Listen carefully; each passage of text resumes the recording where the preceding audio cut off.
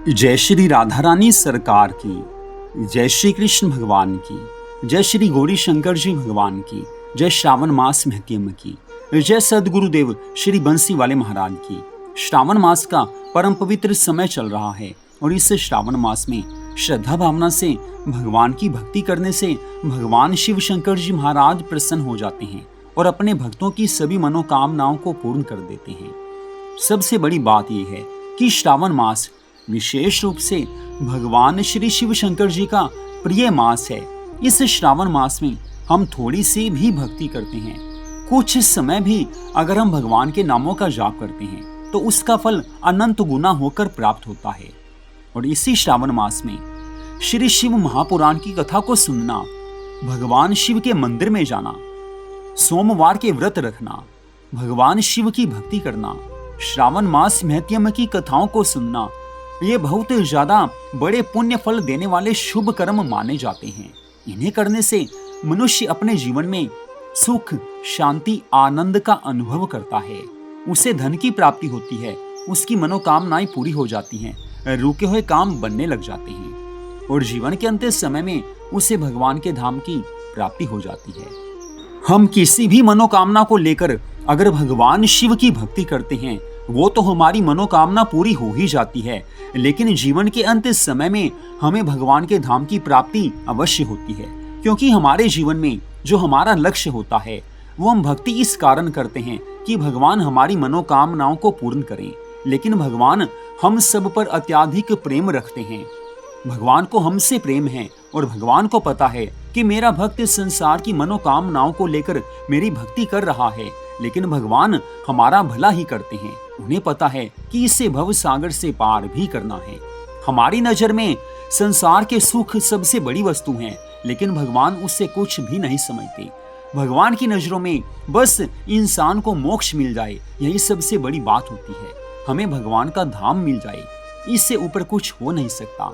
तो भगवान से हम कुछ भी क्यों ना मांगे, जीवन के अंतिम समय में हमें भगवान के धाम की प्राप्ति अवश्य होती है, लेकिन ये केवल उसी के लिए होता है, उसी के साथ होता है जो पूरी श्रद्धा भावना से भगवान से प्रेम करते हैं, भगवान की भक्ति करते हैं, भगवान की सेवा, पूजा, आराधना करते हैं, जो मन लगाकर कथा को सुनते हैं। तो श्रावण मास महत्यम के 25वें अध्याय की परम सुंदर कथा अब हम आपको सुनाने जा रहे हैं। तो कथा इस प्रकार से है। त्रिलोकीनाथ भगवान श्री शिव शंकर जी महाराज सनत कुमार जी से श्रावण मास महत्यम की कथाओं का वर्णन करते हुए कहने लगे हैं कि हे मुनि श्रेष्ठ, श्रावण मास की अमावस्या तिथि के दिन सब संपत्ति प्रदायक पीठोर व्रत उत्तम होता है। सर्वाधिष्ठान होने से घर को पीठ कहा जाता है। उसमें पूजन उपयोगी वस्तु मात्र समुदाय को आर कहते हैं। अतः हे मुनीश्वर, इसका नाम पीठोर व्रत हुआ। मैं आपसे इस व्रत की विधि को कहूंगा, आप सावधान होकर पूरी श्रद्धा भावना से सुने। दीवाल में तांबे के रंग काले या सफेद रंग से पोत कर उस तांबे के वर्ण पर पीले रंग से बुद्धिमान लिखे। सफेद काले, सफेद पीले, लाल या काले रंग द्वारा लिखे। पहले मध्य हिस्से में पार्वती जी सहित शिवलिंग या मूर्ति लिखकर सब तरफ दीवार पर सब संसार की चीज लिखे। चतुशाला अर्थात चौसला संयुक्त रसोई घर, देव मंदिर, शैया घर, 7 खजाना तथा स्त्रियों के निवास, अंतःप्रसाद, अट्टालिका, शोभावली, शाल पेड़ निर्मित ईंटें, पत्थर चूने पक्की बंधी सुशोभित करें। विचित्र दरवाजे 4 दीवारी सहित बनावे। दीवार पर सब चीजों को लिखकर 16 उपचारों से उनकी पूजा करें।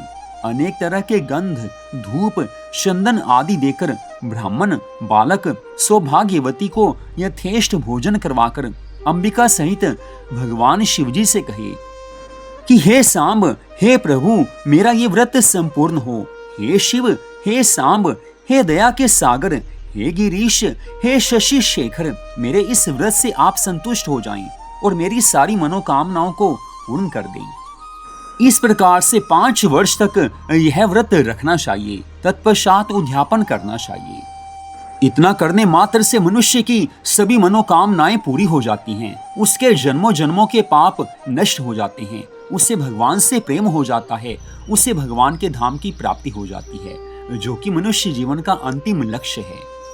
तो आज की इस परम सुंदर कथा को आपने सुना। आप सबका हार्दिक धन्यवाद। जय श्री राधा रानी सरकार की, जय श्री कृष्ण भगवान की, जय श्री गौरी शंकर जी भगवान की, जय श्रावण मास महत्यम की, जय सदगुरुदेव श्री बंसी वाले महाराज की। ओम नमः शिवाय।